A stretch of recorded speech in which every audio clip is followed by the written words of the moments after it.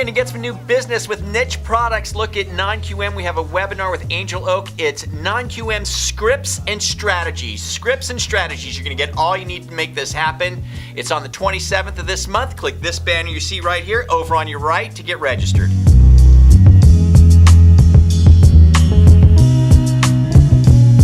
You know, it's going to be more expensive to own a house in the state of California. Okay. Courtesy of a bill that was just passed. It's already expensive to own a house in California. And it's going to get worse and more absurd. Okay, so I want to explain this to you. All right, listen, guys. Let's say you owned a house in St. Louis, Missouri. Okay? Should you be required to carry hurricane insurance? Maybe. Hurricane insurance in the middle of the country. Seriously. Yeah. I think you should. Okay.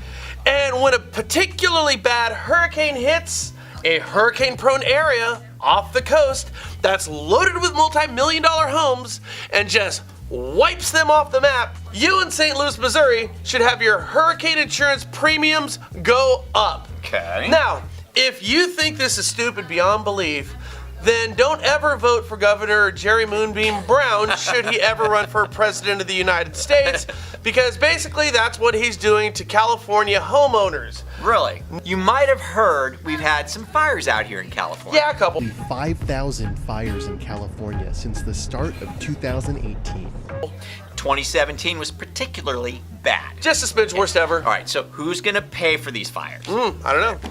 These insured losses range from 10 to 15 billion dollars. Would be. Okay. Now, as you can see, the insurance companies are on the hook for back-breaking and bankruptcy-busting amounts of money. A lot of dough. Unless there's a culprit for these fires. That might be PG&E. Now that stands for Pacific Gas and Electric. And what that is a California investor-owned utility company.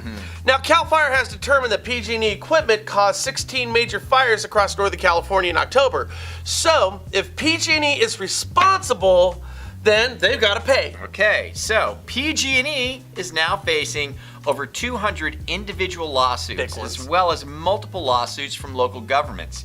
To this point, PG&E has paid over $2.5 billion, and that's just the beginning. Right. Not only have these lawsuits not been paid, but not yet in the mix is the Tubbs fire, the most deadly and destructive of the October 2017 fires, which altogether claimed more than 3,000 homes in Santa Rosa and 5,300 homes across Sonoma County. Across the greater North Bay, including Mendocino Lake and Napa counties, 6,200 homes were destroyed. That's a lot. Not to mention any of the 2018 fires. This is just 2017, 2018 fires, which were worse than 2017 fires. So $15 billion for the 2017 fires, and Frank, at least that amount in 2018. Gotcha. And that hasn't even been considered yet. So if PG&E is to be forced by California to pay for this, then their goose is cooked. Sure. Turn the lights out, state of California, because you're done. That's because PG&E has only $68 billion in assets and 17 plus billion in 2017 revenue. Now wait, do they have enough money to pay for this? Well, not according to Moonbeam Jerry Brown, our governor, and the brainless trust that runs the state. That's because they just passed Assembly Bill 33. Now, this is where the analogy to St. Louis paying hurricane insurance comes in. Possibly the worst bill ever passed in the state of California. I'm channeling my inner Donald Trump.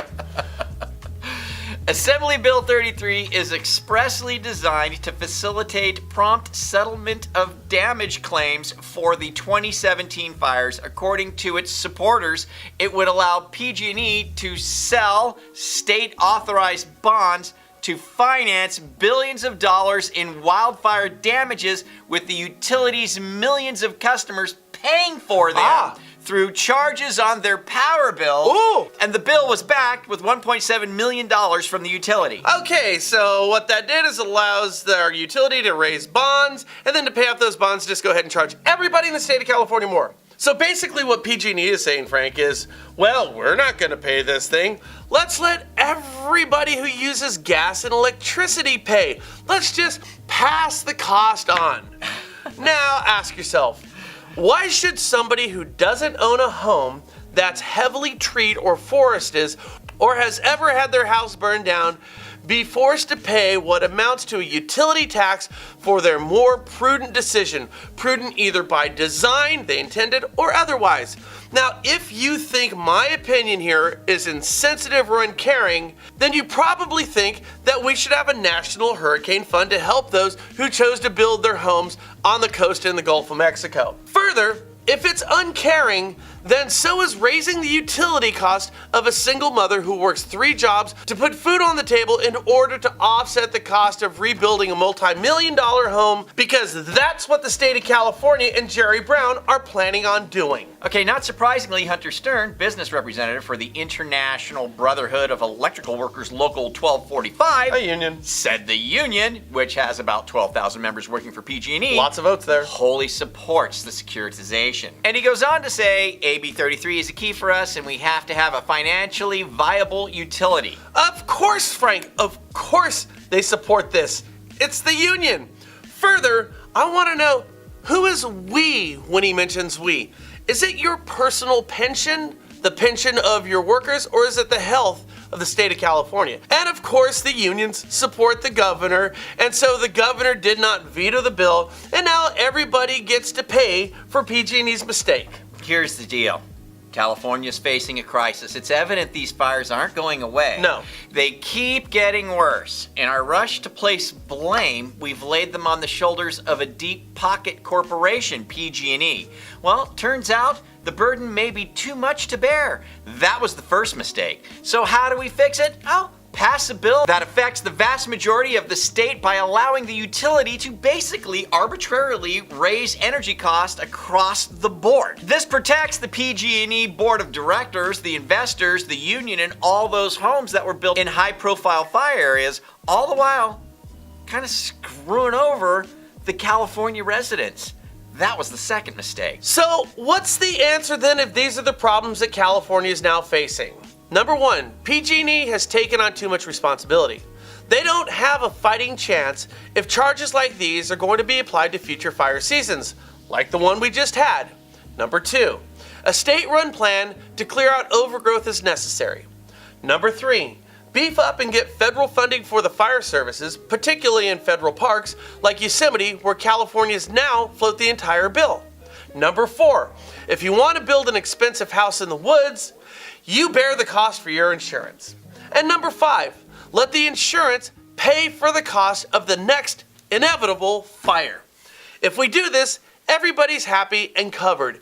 And then, only then, will you be able to buy a home in California and understand that the cost of owning that home won't lead you to a PG&E type conclusion, which is bankruptcy. You know, it's interesting that's what's happening out here in California, but you can apply this to a lot of different states for a lot of different things. Yeah, but California is particularly good at screwing things up. Yeah, for sure. We really are. I mean, we really are. And when you look at the hurricanes in the south and the southeast, which we're facing, and the freezes and the floods on the east coast, and the tornadoes in the Midwest, and the fires on the west coast, Yeah. these natural disasters are getting worse. We have to face it and come up with better solutions than we have right now. Yeah. Remember a couple of years ago, we were talking about having flood policies that were going to be in the thousands Right. of dollars per month. Right.